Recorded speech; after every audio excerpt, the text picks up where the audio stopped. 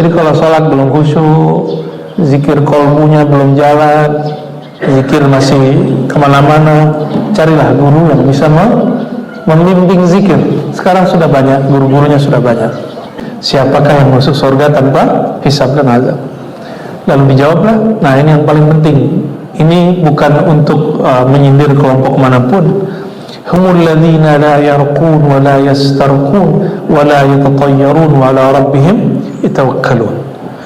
Mereka adalah kelompok yang tidak meruqyah dan tidak minta ruqyah.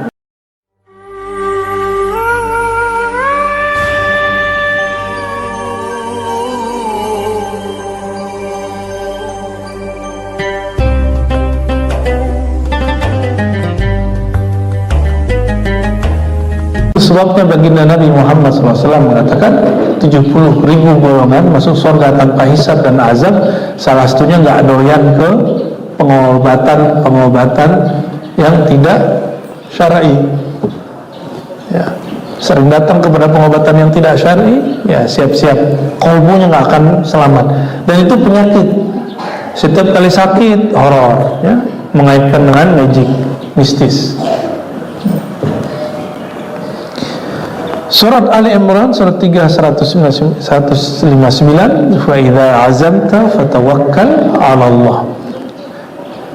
Ini menjelaskan ayat surat Ibrahim ayat 11. Ya.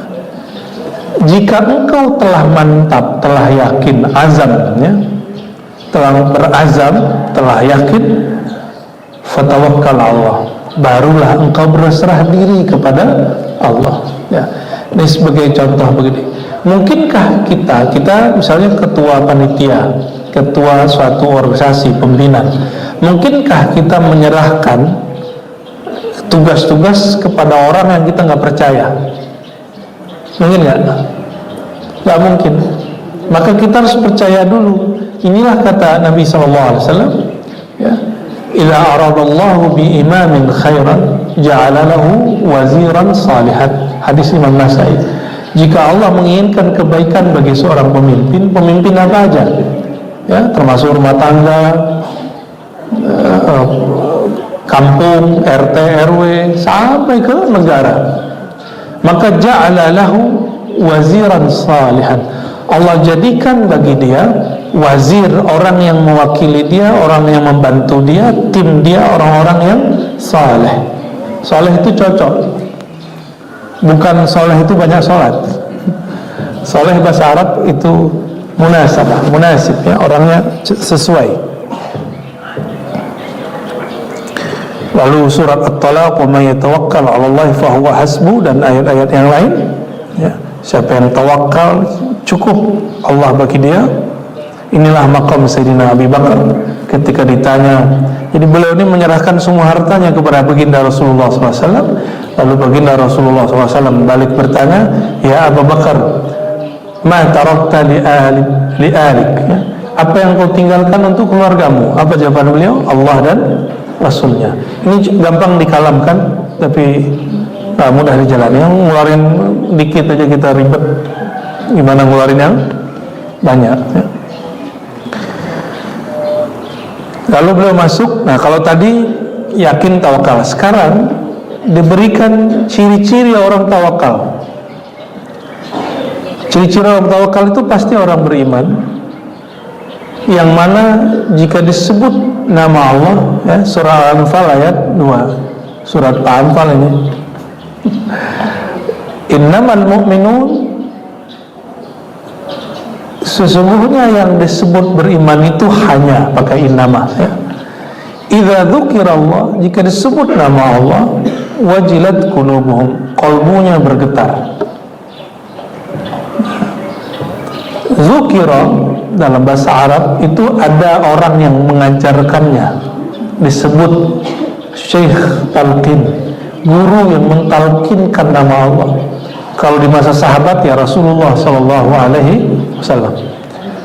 Ini namanya talqin. Ini yang menjelaskan adalah Imam Syekh Abdul Qadir Al-Jilani dalam Sirrul Asrar, bahwa untuk menggetarkan kolbu yang kaku, yang mati, itu cuma dengan al-madad, ya, dengan uluran tangan daripada Syekh Wasil, talqin dari guru yang mereka sudah sampai kepada kesadaran bertuhan.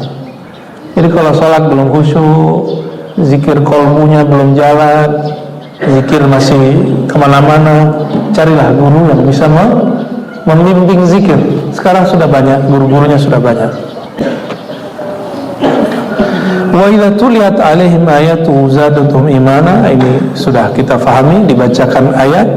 Tapi tuliyat itu juga berarti jika lewat kepadanya. Tali itu bisa sesuatu yang bergerak. Jika bergerak di depannya, terjadi di depannya ayat-ayat Allah, ada ayat yang tertulis Quran, ada ayat yang mengalir. Itu kejadian-kejadian peristiwa. Zadatuhum imana, dia tambah yakin, wa ala rabbihim yatawakkalun, ya. Dan kepada Allah mereka bertawakal. Ini boleh juga disebut ciri-ciri orang beriman atau ciri orang yang yakin tawakal. Belum masuk hadis ya. Sekarang kita masuk kepada hadis. Hadis yang tadi saya sudah singgung di depan, orang yang masuk surga tanpa hisab dan azab. Pernahkah ke luar negeri terus ditahan di imigrasi, benar nggak? Wah, itu menakutkan sekali itu, ya. Menegangkan. Jadi salah satu yang menegangkan kalau kita ke luar negeri itu imigrasi. Ya, yang pernah kita masuk ke Al-Quds mesti lewat Israel, karena Al-Quds ini negara yang nggak punya daulat. Jadi Palestina itu negara yang sampai hari ini nggak punya daulat. Mereka mata uang juga nggak berlaku di luar. Kita kalau masuk izinnya lewat siapa? Israel, ya. Teman saya dan beberapa teman-teman yang lain hampir buang air kecil Pak di celana, ya. Ditahan 7 kali diperiksa. Seingat saya 7 kali, ya. Kita cuma telat buka lembaran paspor itu langsung suruh pinggir. Begitu cara mereka ngancurin psikis kita, ya. Ya, saya senyum-senyum ya. Hatta orang yang bawa kita, orang travelnya pengen buang air Pak, ya. Saya buang air dulu Ustaz, katanya. Yang Ustaz siapa saat itu? Ada grogi. Itu baru imigrasi dunia. Nah, padang mahsyar itu imigrasi besar di akhirat. Semua orang diperiksa. Makanya disebut jangan bawa jangan bawa banyak. Sebelum meninggal tuh jangan nimbun barang. Ya, berat bawanya, nanti ditanyanya panjang. Hatta disebut dalam hadis itu Sayyidina Sulaiman ditanyanya 2000 tahun. 2000 tahun sana, 2000 tahun ditanya sama Allah. Tapi tenang, ini kan Nabi, nanti disyafaati oleh Rasulullah, selesai. Nggak nyampe 2000 tahun. Jadi jangankan kita, sekelas Nabi Sulaiman memerlukan apa? Syafaat baginda Rasulullah SAW. Apalagi orang kayak kita, ya. Oke, hadisnya panjang, saya terjemahkan langsung, ya. Hadis riwayat Imam Bukhari dan Muslim. Mungkin pagi ini kita jatahnya 1 atau 2 hadis saja, ya. Bismillahirrahmanirrahim. Dari Ibnu Abbas radhiyallahu taala anhuma. Sahabat Ibnu Abbas disebut dengan Hibrul Ummah, tintanya umat. Disebut juga Bahrul Ulama, Bahrul Mufassirin. Jadi samudranya ahli tafsir. Jadi Mas Sayyidina Abdullah bin Abbas, ayat kalau kita terjemahkan A, dia memahaminya B. Enggak begitu katanya, maknanya begini. Nah, beliaulah yang disebut oleh para masyayikh saya orang yang membuka metodologi menafsir Quran. Jadi tafsir Quran itu yang paling bagus, Quran menafsirkan Quran. Quran ditafsirkan oleh hadis, itu paling tinggi. Atau Quran ditafsirkan para sahabat. Lalu yang nomor 2, bil aqli. Kita lihat ayatnya, lalu kita coba olah, tentunya dengan akal. Tapi Sayyidina Abdullah bin Abbas membuka metode ketiga, disebut metode isyarat. Isyarat qalbu. Contoh, idza jaa nasrullah, gimana ayatnya? Idza jaa nasrullah, gimana? Wal fath. Jika telah datang nasrullah wal fath, pertolongan Allah dan fath. Ditanyalah para sahabat, dikumpulkan oleh Sayyidina Umar, dikumpulin sahabat-sahabat senior, orang-orang yang dulu perang 313 sahabat Nabi masih hidup di zaman Sayyidina Umar, dikumpulkan. Ternyata orang yang punya keyakinan tinggi belum tentu ilmunya tinggi. Jadi kalau mau jadi orang yang imannya kuat, nggak mesti berilmu banyak. Itu sebabnya kata Imam Ghazali, aktsarun nas dukhulan ilal jannah, kebanyakan orang masuk surga itu bukan orang pintar, tapi al-bal. Bal itu orang yang yakinnya lebih tinggi daripada ilmunya.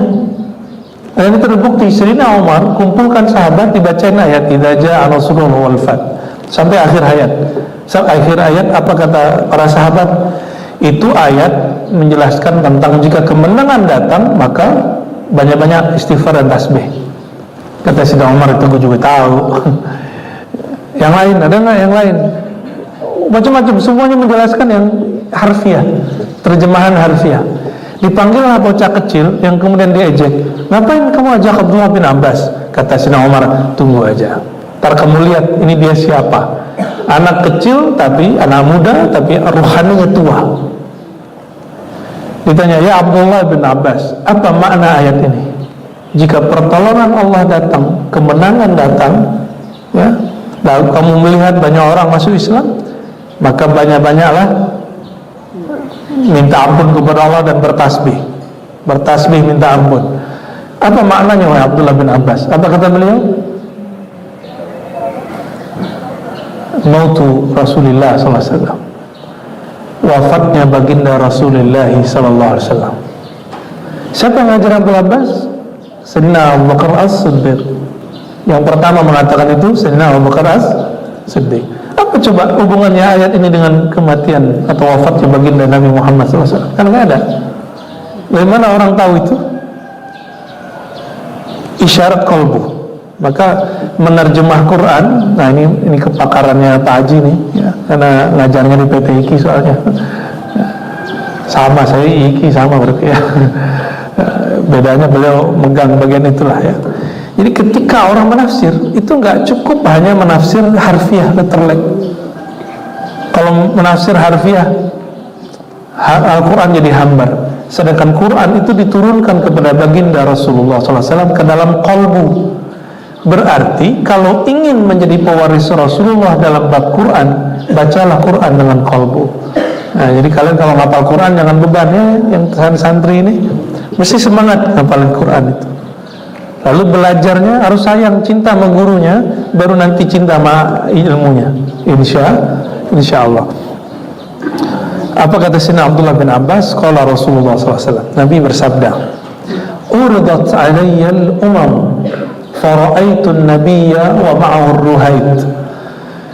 Kata Nabi SAW, ketika aku duduk sholat, zikir atau lagi suatu kondisi, kata beliau, kondisi masa depan di padang mahsyar Allah tunjukkan kepadaku.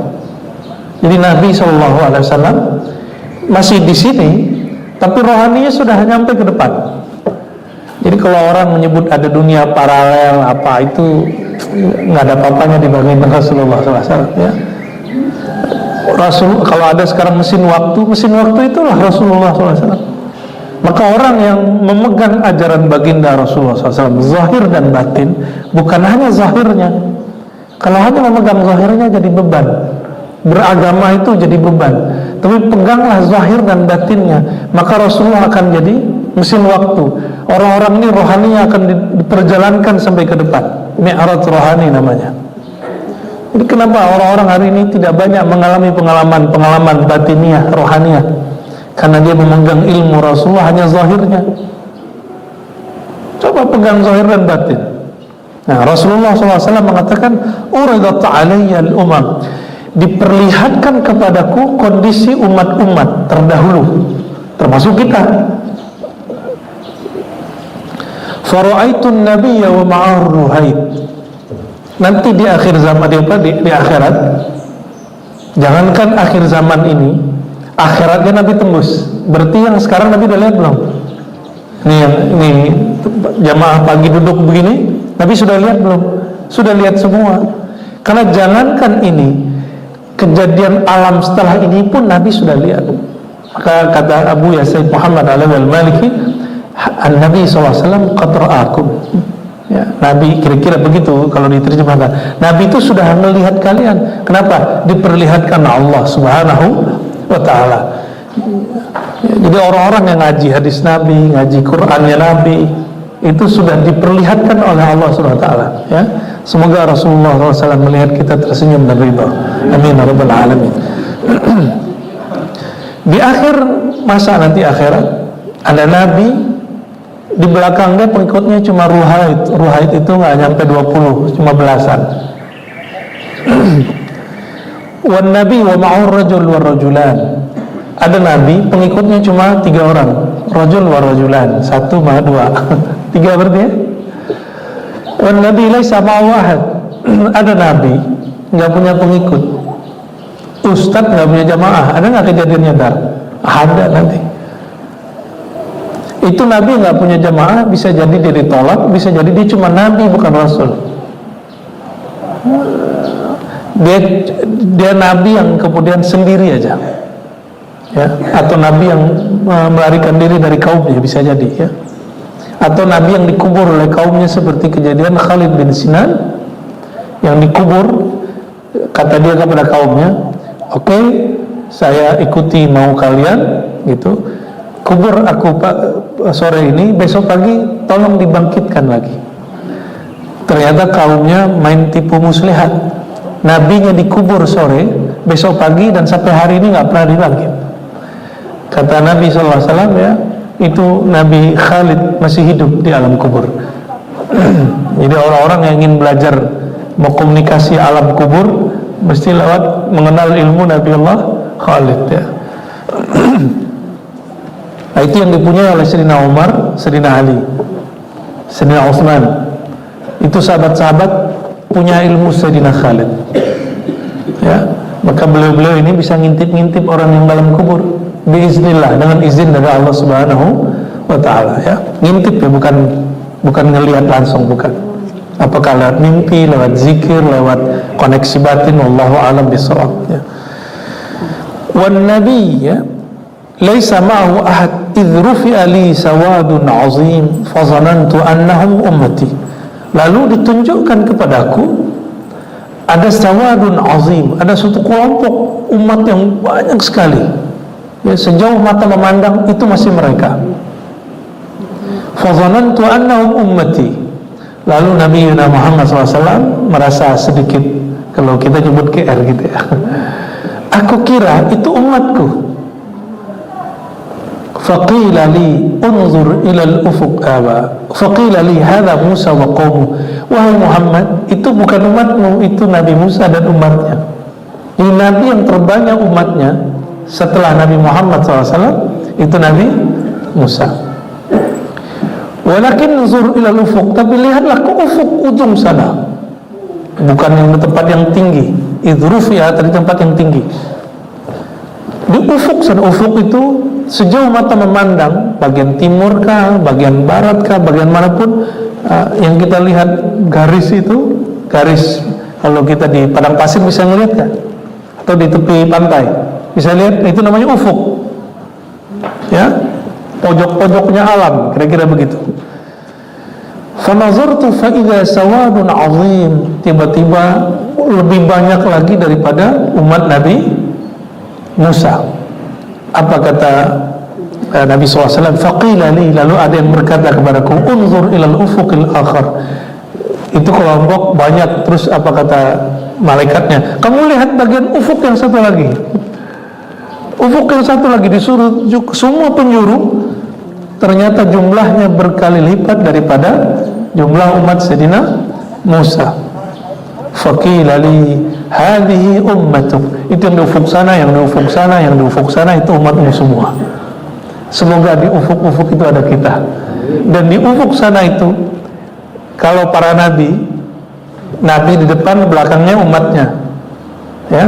Kalau umat Nabi Muhammad SAW, guru belakangnya muridnya, kiai belakang santrinya, ya. Maka mesti punya kiai, mesti punya syekh, mesti punya guru, mesti punya mursyid. Supaya apa? Nanti kalau kita datang, kita masuk kelompok yang ini, ya. Apa dalilnya? Al-anbiya, ya, nabi-nabi itu warisan ilmunya kepada siapa? Kepada al-ulama warasatul anbiya, ya. Lalu ada satu riwayat, hadisnya tidak sampai derajat sahih, bahwa ulama ummati ka-anbiya Bani Israil. Hadis ini dhaif tapi maknanya sahih. Ulama di umatku statusnya, mereka fungsinya, tugasnya sama seperti ulama nabi-nabi Bani Israel. Ya, jadi jangan heran nanti akan ada satu imam, umatnya itu hampir sama dengan umat Nabi Musa, bahkan lebih. Jangan heran nanti, ya. Barangkali itu adalah Syekh Abdul Qadir Jilani, Imam Ghazali, Abul Hasan Syazili, Rifai, Al-Muhajir, wallahu a'lam, ya. Wallahu a'lam, siapakah itu?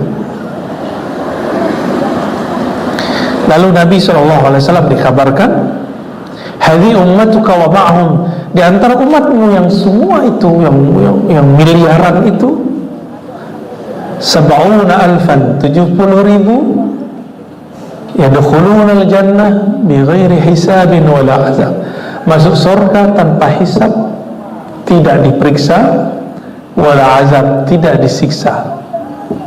Berapa jumlahnya? 70,000. Ini riwayat ini di riwayat Tabarani, seingat saya 70,000 ini masing-masing itu boleh bawa satu orang. Yang belakang ini boleh ngambil orang lagi, kayak berantai. Berarti 70,000 ini bisa kelepatan 70,000, ya. Semoga kita termasuk mereka, amin ya rabbal alamin, ya. Tapi ada syaratnya, ya. Itu malam-malam Nabi. Jadi kalau orang sekarang namanya halnya turun, jadi wahyunya turun begitu. Karena ini bukan wahyu Quran, ini wahyu nubuat. Jadi ada wahyu risalah, itu isinya tentang hukum. Ini wahyu namanya wahyu nubuat. Wahyu nubuat itu isinya kasyaf, Allah bukakan alam lain. Karena ada satu pesan di belakangnya, cuma berhenti di malam itu. Lalu Nabi selesai ngomong, Nabi pulang. Malam itu para sahabat bingung, membicarakan siapakah 70,000 yang masuk surga tanpa hisab dan azab, ya.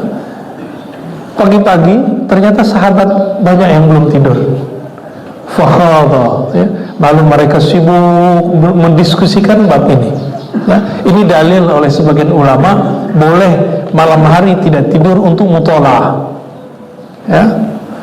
Ketika pagi hari, kita pendek hadisnya, sahabat-sahabat macam-macam, 70,000 ini orangnya begini, orangnya begini, dan gak ada satupun yang benar, ya. Tapi namanya mutola'ah kan lumayan.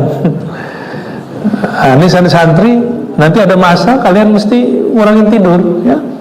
Mau jadi orang alim ya, jadi orang alim ya, jangan suka banyak tidur, ya.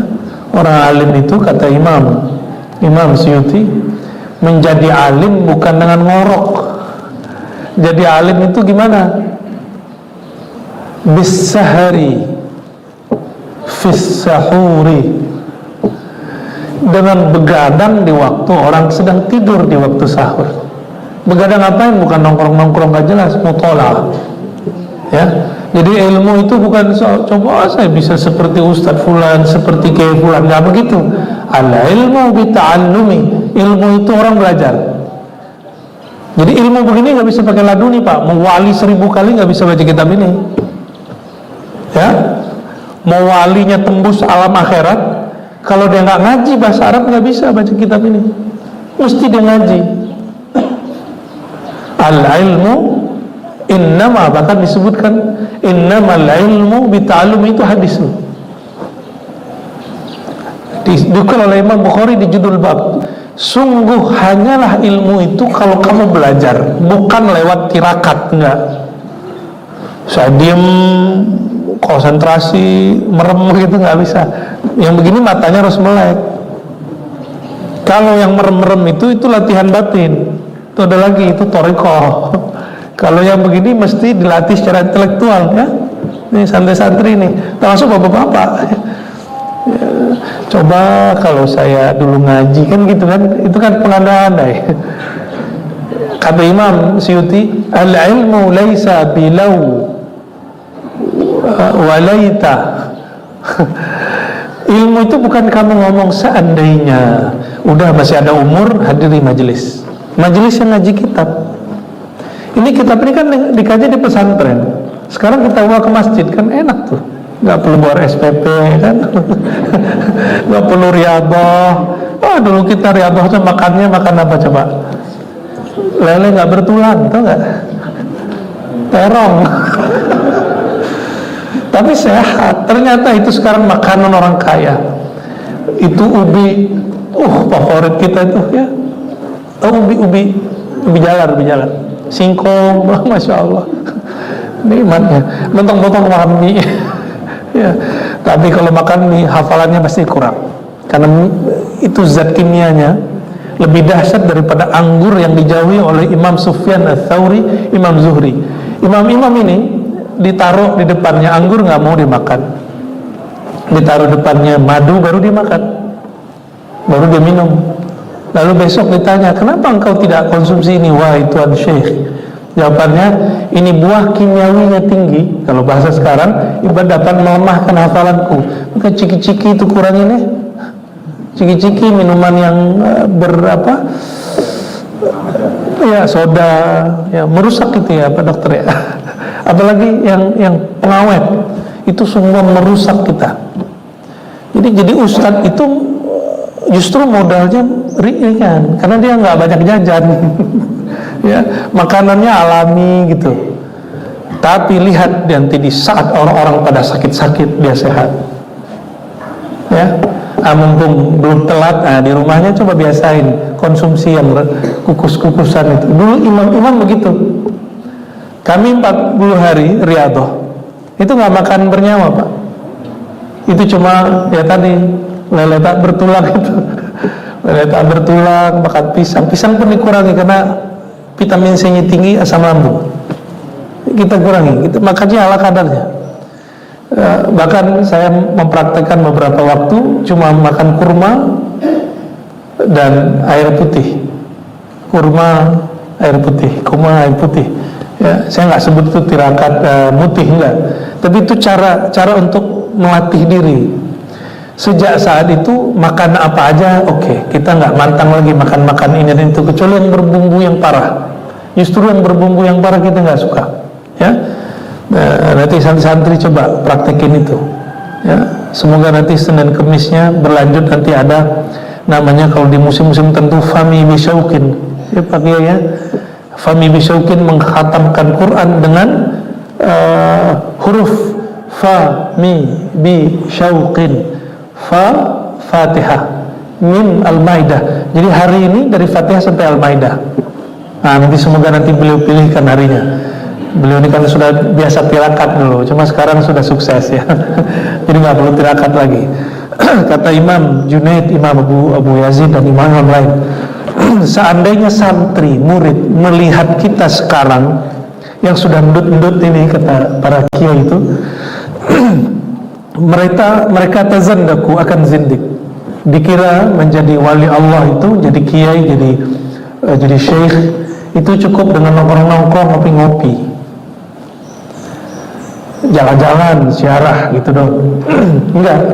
Kata beliau, seandainya mereka tahu masa lalu kami, masa kecil kami, masa muda kami, mereka gak akan sanggup, pasti mundur, gak mau jadi ulama, gak mau jadi wali. Tapi insya Allah anak-anak sekarang bisa kita kasih pengertian ya. Jadi santri gak usah banyak-banyak, yang penting jadi bagi ya. Dulu Kiai Ali Mustafa Yaqub santrinya gak banyak ya, gak banyak. Angkatan saya laki-lakinya nggak nyampe tamat 10 orang. Seingat saya cuma 9 beberapa, tapi semuanya jadi kiai, semuanya jadi ustadz, semuanya ngajar. Cuma 1-2 yang enggak, itu pun dia sukses di bidang dia sendiri, ya.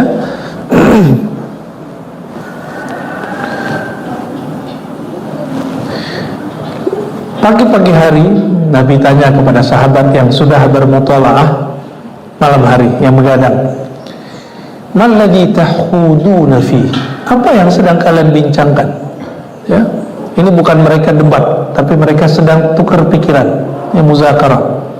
Fa akhbaruhu, lalu mereka menceritakan yang mereka diskusikan malam tadi, siapakah yang masuk surga tanpa hisab dan azab. Lalu dijawablah, nah ini yang paling penting. Ini bukan untuk menyindir kelompok manapun. Ruqyah itu nggak artinya ruqyah. Ruqyah itu bahasa Arab artinya jampi, tidak menjampi-jampi. Tapi kemudian Nabi Muhammad SAW ada kejadian sahabat diizinkan meruqyah. Maka hadis ini disebut hadis am, ada khasnya, ada taksisnya, ada khususnya. Apa khususnya?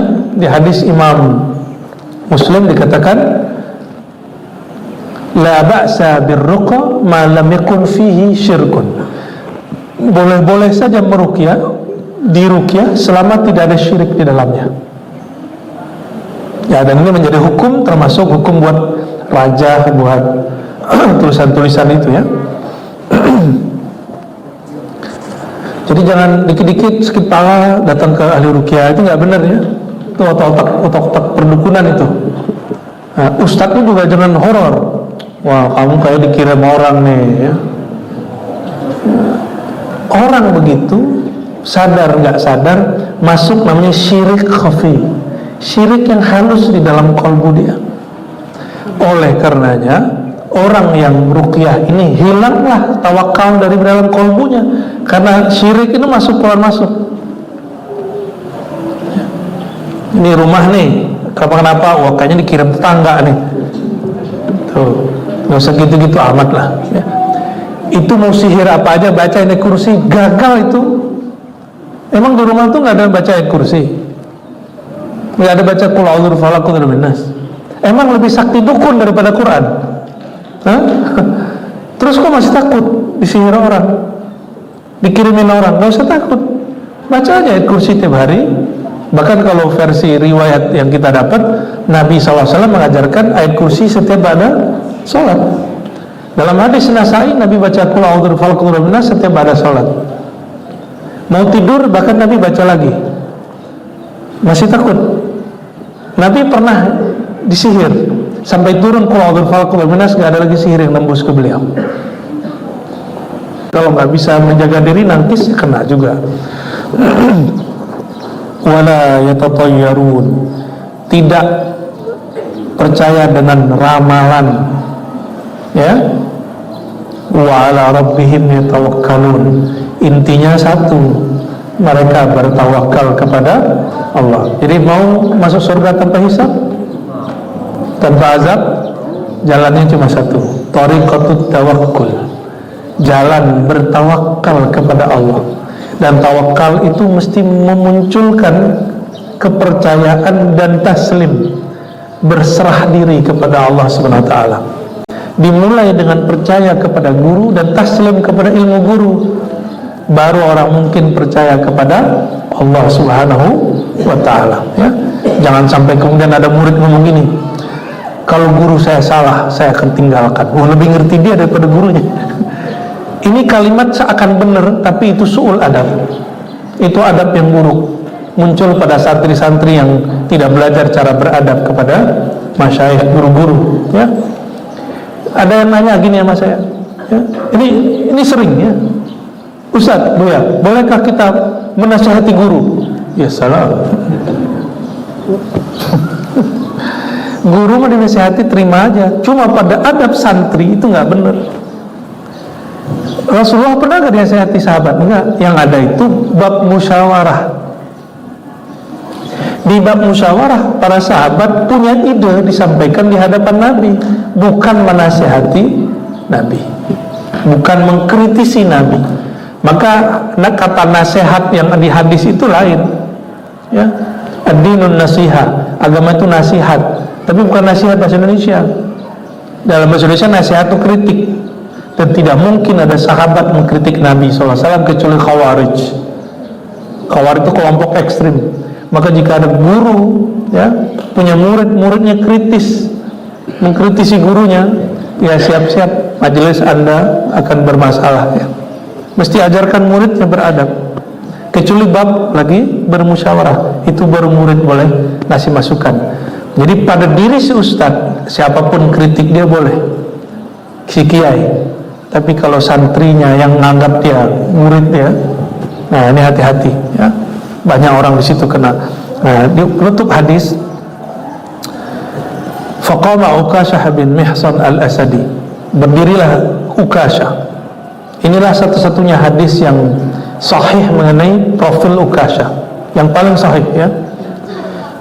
Mengenai cerita kambing Ukasyah saya nggak ketemu hampir ini cerita sahihnya, ya. Ada cerita kambing Ukasyah itu yang dulu diceritakan oleh kiai masyhur di zamannya. Ukasyah kemudian mengatakan, "Ud'ullaha ayyaj'al minhum." Wahai Rasulullah, doakan kepada Allah. Nah, ini namanya tawassul dengan orang hidup dan di depan, ya.